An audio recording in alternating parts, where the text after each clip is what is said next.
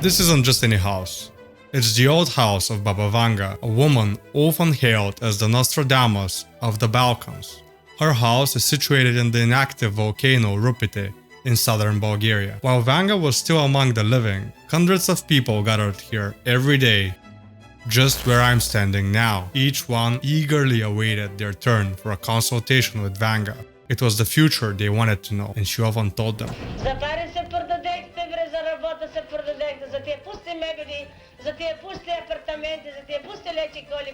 We will reveal some of her methods, and all the research I will share during this documentary comes from authentic footage. I visited her home several times, and I asked the locals there.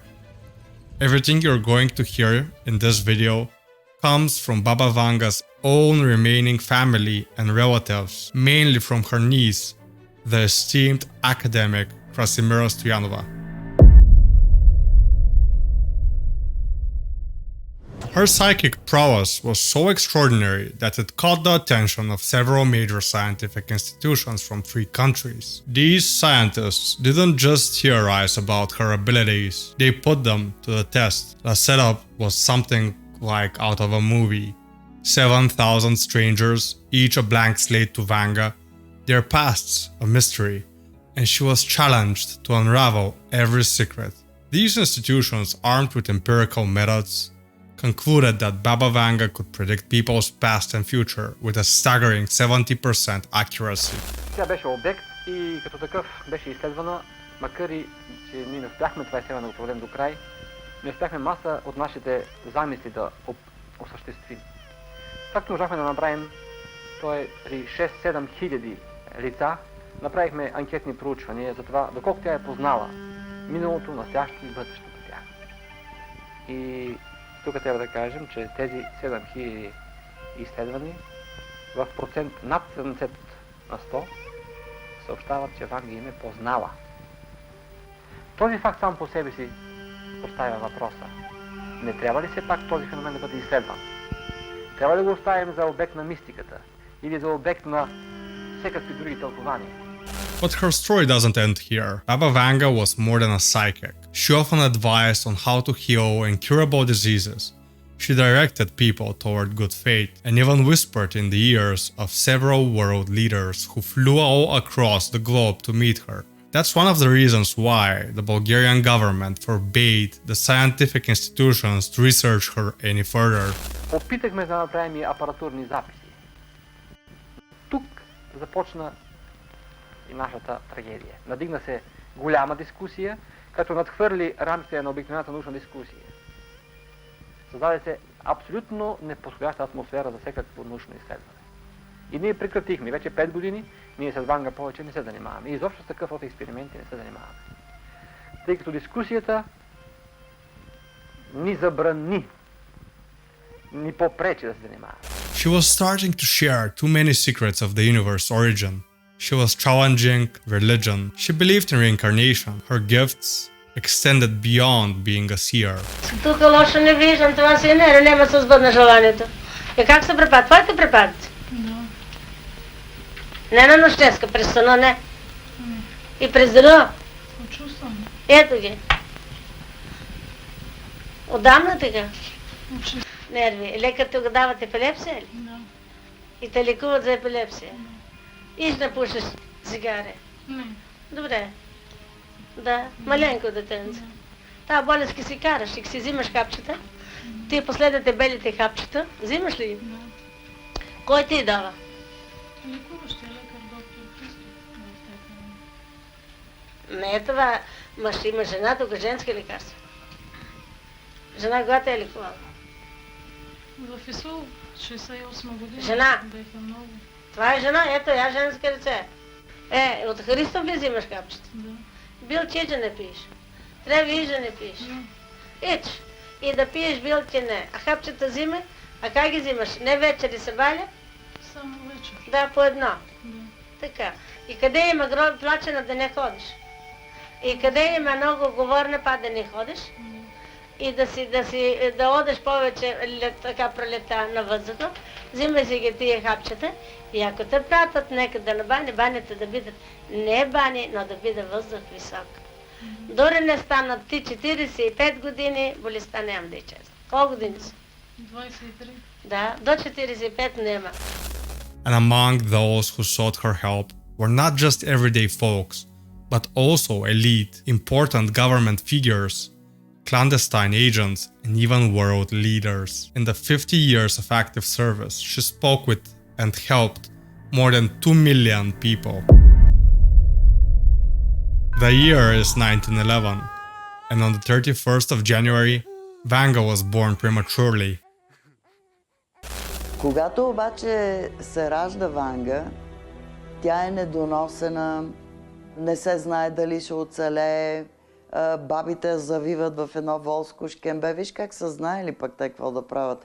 И до печката да стои на топло, била е седмачи и са чакали или ще умре или няма. Но имало обичай, когато не се знае едно бебе дали ще оживее, трябва да има име, да не е некръстено. И тръгва нейната баба, не знам как се е казвала, по улицата казва на жените, кажете едно име, женско име. Някаква там гъркиня казва Андромаха, друга не знам какво, бабата не ги харесва, докато намира една, която казва, нека да се казва Вангелия. Вангелия от гръцки, носителка на блага вест, това значи благовеста. Кръщават го и след 3 месеца чак това дете, което е посиняло, чакат го да умре в това волско шкембе до печката и изведнъж се оживява, изплаква силно и започва много бързо да се поправя. Vanga miraculously survived and grew up to become a very naughty child. Yet, as a little girl, she often helped the household by carrying water and milking the cows. Most often, the young Vanga carried out her chores in the company of her cousins. През това време Ванга се случва тая история край Ново село. Тя е била 12 годишна тогава. Тя е ходила в село Ново село да помага, носила е млякото. Имало е кошари, нейния чичо, брата на баща й. И носи, качва на магарето едни гюмове, хоп, пренася ги там в Ново село. И един ден, летен, топло, изведнъж тя с една своя братовчетка, никой не знае как, се завъртява някакъв смерч на това поле, който буквално избутва двете деца и ги зарива с пясък. Каква е била тая буря, не знам. Едва намират след това, като отихва тая буря, едва намират Ванга, която е затрупана с пръст, кал, листа, клони там от всичко това, което се е завихрило. Обаче лошото е, че много силно и се напрашават очите. Значи тия очи нито има къде да се лекуват, нито някой има да ги лекува. Почват там, ходили по разни баби, нещо промивали, нещо слагали, тревички работи, обаче не са могли да я спасят и така ослепява. According to her niece, after this incident, Vanga lost her eyesight at the age of 12. In the following year, the Ottoman Empire lost control of the region and Serbs came to power. This change brought significant hardship for Vanga's family. Her father, who once was a man of means, lost all of his possessions to the Serbian government. Faced with these dire circumstances, the family retreated to the mountains, adopting a shepherd's wife. But Vanga, too young and blind, was only going to be a burden in the mountains. Left without a home and struggling with her blindness, Vanga had nowhere to go.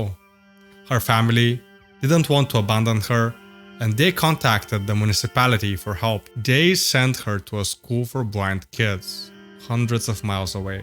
Surprisingly, there she had the best years of her life. After years of spending her time at the school with other blind children, she received a sorrowful letter from her father. He was asking her to come back, as her mother had died and he needed her help. Vanga, at the age of 16, returned to her hometown. To care for the children her mother had left behind after her death, with scarce food and a whole house to take care of by herself.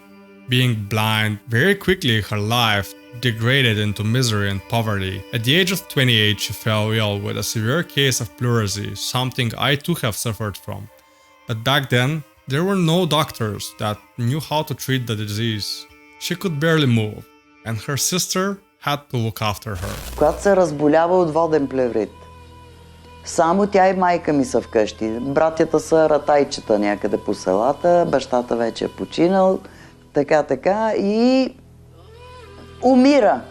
Не може да й се помогне, станала малка, буквално майка ми е изнасяла навън на слънце в едно корито, толкова е била слаба. И я чакали да умре просто, нямало е никаква надежда. В един момент майка ми отива да налее вода, имало някаква далечна чешма, някъде си прясна вода и като се връща, това ми го е разказвала лично и леля ми също. Майка ми каза, направо изпуснах двете стомни с водата и те се счупиха и всичко се разля.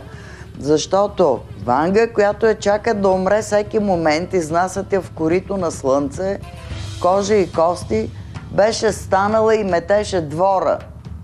Това чудо невиждано. Как така го е? Ми да, метеше го.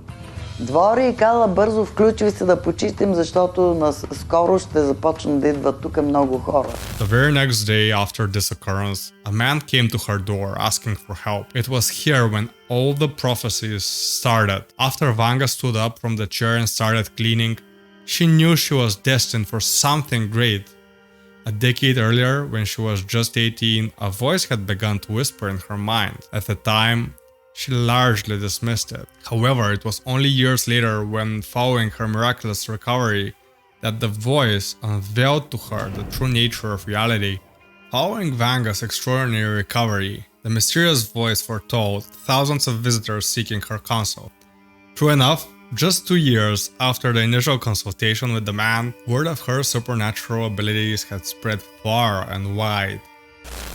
Among her early predictions was the onset of World War II. И сега майка ми разказва, то беше по никое време такова много рано сутрин, ние спим още. И двете, и сестра я побутва, много развълнувана, трепери цялата и вика, Любе, ти видя ли тук един конник? И аз вика, мисля, че сънува, бе, какъв конник, виж кое време е, вика, то още не се е съмнал. Не, дойде тук един конник и виж, много беше интересно. Аз съм четил за Туз. Утре ще почне войната. Аз си ти казвам, кой ще помня? От тогава почват всичките тия трансформации при нея. Then, according to her family, it was on April the 6th, 1941, that she fully embraced the calling of this enigmatic voice, transforming into the renowned prophet known to the world today. According to her driver, for the next 50 years, not a moment passed without the queue of at least 300 people waiting in front of her modest home for their turn to come and meet her. Unfortunately, not all these prophecies were pleasant. Despite her name meaning the bearer of good news, Vanga often saw death, and sometimes she saw the death of her own relatives. Той, когато тръгна в партизанската армия, тя му вика, добре си поел пътя, обаче има предвид, че точно на 23 години теб те очаква куршум и ти внимавай, ако има някаква възможност на рождения си ден да може да не бъдеш така в акция, нали? Батко се е случило в този ден да бъда точно да преземеш до някакъв мост там на Гергилия и в този ден точно беше разстрелян. In the years that followed, Vanga spoke to many people. She never differentiated between the rich and the poor, and she never asked for payment, yet people donated what they could after each visit. She grew close with Indira Gandhi, the leader of India, and helped her in many hard decisions. Many world leaders visited Vanga as well. After all, their institutes of science had confirmed her gifts. Despite her cheerful personality, her own country was afraid of her and tried to control her. At the start of 1967, the Bulgarian government changed everything. They lured her into signing a contract, turning her into a touristic destination. Each visitor had to pay the country for a consultation with Baba Vanga, and she got nothing in return. They stole all the money, and she was turned into a government employee against her will. She'd seen that coming, but Vanga knew what would happen if she had refused their offer. Many people tried profiting off her back, including 100 channels on YouTube spilling nonsense with these predictions. Here's her niece disproving all of these clickbaity videos. От тогава са минали толкова много години, толкова време. Има големи предсказания, но те са малко. Те са едно-две по-глобални, а такива как 3000-та година ще летим на летящи чини и не знам какво си. Това са пълни глупости. Казвам го най-сериозно. Нищо подобно няма. Той е образ на Ванга, който сега битува от всякакви глупости, които се изписаха книги, интервюта, речи. Това е един уродлив образ. Това не е Ванга. Това не е истинската Ванга. Yes, she indeed predicted the first Afro-American president of the US, and also that Europe would be empty during lockdowns. But more importantly, she helped more than 2 million people. And I don't mean that in an indirect way. In the half century in which she was active, 2 million people visited her house and got help from her. Нищо не ми обясниха. Не, да си личи, я го предвидя. Защо да не кажеш? Та къща ваша ли? Да, наша Той ти е първен мъж Да. и твой другар. Да, Майка му почина. да, Майката пита за две деца. да, Пита за по-малкия. да. Къде е малкия? Той се е Пирдов. А Илия кой е? Брат на Емилия. Ето Той е го. починал Илия. Ето го да иде и он. Я го влезе. Има природена сестра. Виждам го. А Мария кой е? Мария. А Иван кой е? Дядото. Ай ги пристигат. But now people only know her as a prophet. Baba Vanga believed in reincarnation, which led to Christian Orthodox and Catholic churches concluding that in her trance she was being possessed by a demon.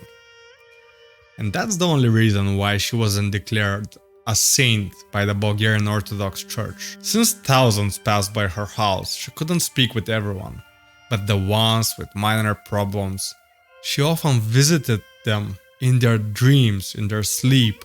Hundreds of people have reported her appearing in their dreams and solving their problems.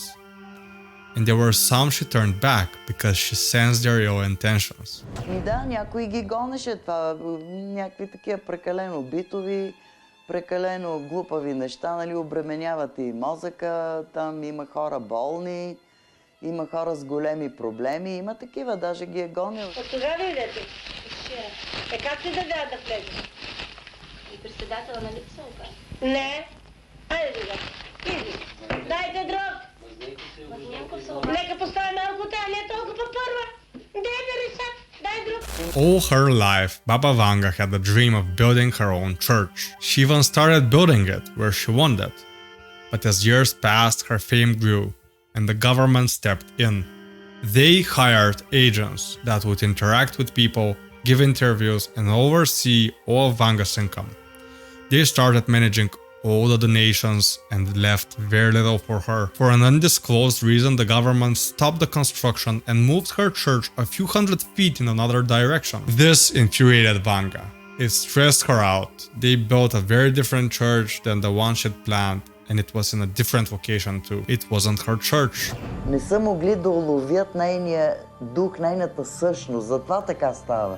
Това е просто така, фасада. А това, което е отзад, така, накараха е това да го... Точно като се появи Светлин Русев, да направят фундация, Лео Ванге, ние ще направим по-хубава черква, достойна за тебе, но тя на приказки не се хващаше. Явно е имало някаква принуда, заплаха, един Господ, какво е имало, не знам. И изоставиха и направиха е тая клекнала жаба, която е толкова грозна. Това е езическо капище за мен. Може да е красиво като постройка, но това не е християнска черква, не е православна. With all these people trying to control every step of hers, she eventually withdrew within herself and waited for her death. Before she passed, Vanga opened her mouth only to gather everyone she loved for a message. Then, she stopped speaking altogether and passed away from cancer. Baba Vanga never wanted to speak about herself. Нека да не говорим по тези въпроси, а да говорим за вас. За мене не ми се говори това. Това ми е болно мене. Каже нещо за любов, за душата. Ще направите още веднъж жертва. На мене ми е болно нещо това, не ми се говори. Ще си спомните за вашата собствена любов. Собствената любов. Ти тия баби тук ще знаят. Говори Олга сега. Аз виждам, че имате добро настроение. Кой, аз? Да. Ами аз идвам от погребение. На 37 години човек погребахме чуден.